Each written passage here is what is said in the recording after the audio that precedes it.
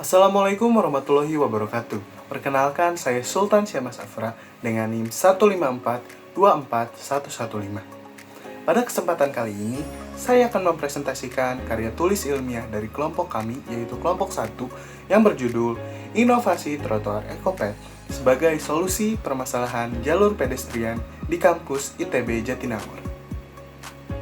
Oke, lanjut ke slide selanjutnya, yaitu daftar isi. Presentasi ini akan dibagi menjadi 4 bagian utama, yaitu yang pertama ada bab 1 pendahuluan, yang kedua ada bab 2 tinjauan pustaka, yang ketiga ada analisis sintesis, dan bab keempat yang terakhir adalah penutup.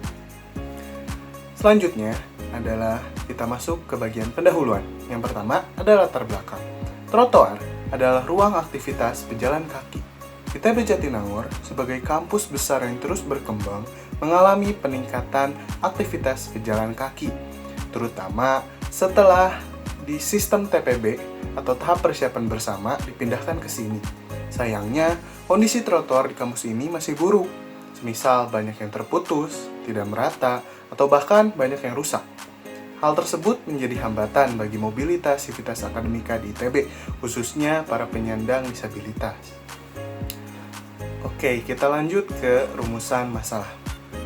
Secara simpelnya, masalah yang kami angkat adalah bagaimana sih strategi penanganan ketidakmerataan dan keterputusan trotoar di kawasan ITB Jatinangor dalam rangka mewujudkan jaringan pedestrian yang aman, nyaman, dan berkelanjutan. Lanjut ke slide selanjutnya, yaitu tujuan. Jadi penelitian kami ini bertujuan untuk yang pertama, mengidentifikasi kondisi trotoar existing, yang kedua, menganalisis penyebab ketidakmerataan, yang ketiga, mengevaluasi dampaknya pada mobilitas mahasiswa dan sivitas akademika ITB, yang keempat, merumuskan rekomendasi inovatif berupa perancangan trotoar yang berkelanjutan. Lanjut ke slide selanjutnya, yaitu metode penelitian. Jadi metode yang kami gunakan dalam penelitian ini adalah deskriptif analitis dengan 2 teknik utama. Yang pertama ada studi literatur, di mana kami mencari berbagai informasi sekunder dari jurnal, regulasi, dan riset trotoar, serta desain-desain inklusif yang telah dibuat sebelumnya. Yang kedua ada observasi lapangan, di mana kami memetakan titik-titik kerusakan trotoar dan area padat pejalan kaki di ITB Jatinangor. Lanjut ke slide selanjutnya, yaitu manfaat penelitian. Secara teoritis, Ekopet atau trotoar kami ini dapat berkontribusi pada pengembangan ilmu perencanaan, infrastruktur perkotaan, berbasis teknologi hijau seperti piezoelektrik yang kami gunakan, dan juga drainase bioswale. Secara praktisnya, konsep-konsep ini memberi desain teknis yang dapat diterapkan di kampus-kampus lain untuk menciptakan trotoar yang aman, modern, serta ramah lingkungan. Lanjut ke slide selanjutnya, yaitu kita masuk ke bab 2 atau tinjauan pustaka. Yang pertama ada ITB Kampus Jatinangor. ITB Jatinangor dikembangkan dalam Renip ITB tahun 2006 sampai 2025 sebagai bagian dari sistem multikampus. Sejak 2023, seluruh mahasiswa TPB dipusatkan di sini, sehingga kebutuhan akan infrastruktur pejalan kaki yang memadai menjadi sangat mendesak. Lanjut ke slide selanjutnya, yaitu pengertian trotoar.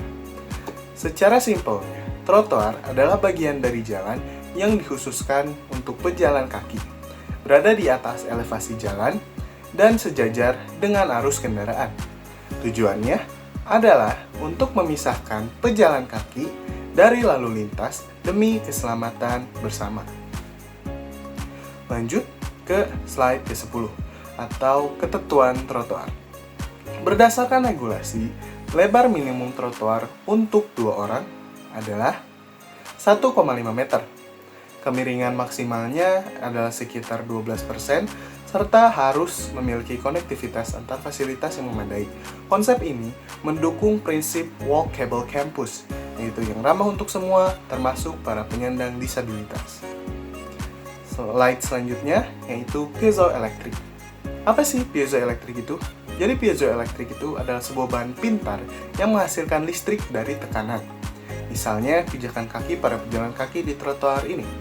Dalam konteks trotoar, teknologi ini dapat dimanfaatkan untuk menyediakan listrik atau energi listrik bagi lampu LED maupun lampu penerangan lainnya di sepanjang trotoar. Oke, lanjut ke slide selanjutnya, yaitu konsep perancangan trotoar inovatif. Konsep trotoar EcoPath mencakup paving piezoelectric seperti yang telah tadi disebutkan, yaitu untuk menghasilkan energi listrik dari pijakan. Selanjutnya glow in the dark sebagai penerangan pasif. Selanjutnya kanopi anti sinar ultraviolet yang melindungi kulit, kursi ergonomis, serta drainase bioswale untuk mengatasi genangan dengan vegetasi alami. Dengan panjang kurang lebih 1907 meter, trotoar EcoPath adalah trotoar yang ramah lingkungan, edukatif, serta aman bagi semua. Selanjutnya adalah rekomendasi solusi. Jadi, kami merekomendasikan penerapan paving piezoelectric dan blok glow in the dark. Tambahan fasilitas lainnya atau fasilitas pendukung seperti kursi, tempat sampah daur ulang, emergency button, dan stop kontak tahan air. Desain trotoar sebagai ruang terbuka yang multifungsi juga memberikan solusi tambahan dalam permasalahan ini. Selanjutnya, implementasi strategi. Jadi, implementasi dilakukan secara bertahap. Yang pertama, kita akan melakukan perencanaan dan observasi lapangan. Yang kedua, kita akan melakukan desain dan rekayasa teknis. Dan yang ketiga, kita melakukan konstruksi fisik per segmen. Yang keempat, kita akan melakukan sosialisasi, misal seperti EcoWalk. Dan yang kelima, monitoring melalui QR Code dan evaluasi per semester. Lanjut, untuk indikator keberhasilan. Beberapa indikator yang kami asumsikan sebagai kesuksesan dari trotoar EcoPath. Yang pertama, ada 80% konektivitas antar gedung tercapai. Yang kedua, lebih dari atau sama dengan 300 pejalan kaki per hari. Yang selanjutnya, drainase bebas genangan kurang dari 15 menit. Selanjutnya, 90% fasilitas aktif dan lebih dari 3 kegiatan edukatif per semester. Selanjutnya, total anggaran yang dibutuhkan untuk membangun seluruh trotoar EcoPath sepanjang 1,9 km adalah 1,73 miliar. Kami juga menyusun bisnis model kanvas untuk memetakan mitra, nilai, pengguna, serta strategi pendanaan, termasuk potensi sponsorship, CSR, dan hibah lingkungan. Lanjut ke slide selanjutnya, yaitu analisis kelayakan bisnis dan STP. Jadi, kami menggunakan pendekatan segmenting, targeting, positioning. Target utama kami adalah mahasiswa, lalu dosen atau staf dari kampus ITB Jatinangor, serta pengunjung atau halayak umum. Jadi, EcoPath ini diposisikan sebagai jalur yang aman, nyaman, estetik, sekaligus simbol komitmen dari ITB terhadap Green Campus atau kampus hijau. Lanjut, kita masuk ke bagian penutup. Yang selanjutnya adalah kesimpulan. Jadi kesimpulannya, trotoar EcoPath mampu menjawab berbagai permasalahan trotoar di ITB Jatinangor dengan inovasi teknologi dan prinsip keberlanjutan. Konsep-konsep tersebut tentunya akan meningkatkan kualitas hidup kampus dan mengurangi ketergantungan akan kendaraan bermotor atau kendaraan pribadi. Selanjutnya, untuk bagian saran. Jadi, saran kami yaitu yang pertama, harus melakukan kolaborasi lintas stakeholder kampus. Yang kedua, uji coba di jalur ramai di daerah ITB Kampus Jatinangor. Yang ketiga, penyusunan SOP pemeliharaan. Yang keempat, kampanye dan edukasi publik. Dan yang terakhir, penelitian pendanaan kolaboratif seperti CSR. Selanjutnya, ini untuk daftar pustaka.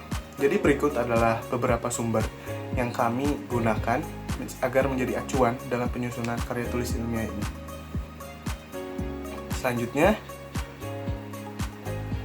Selanjutnya adalah slide terakhir, yaitu penutup. Jadi terima kasih atas segala perhatiannya. Semoga konsep trotoar ini dapat menjadi langkah awal menuju kampus ITB Jatinangor yang lebih inklusif dan berkelanjutan. Akhir kata, wassalamualaikum warahmatullahi wabarakatuh.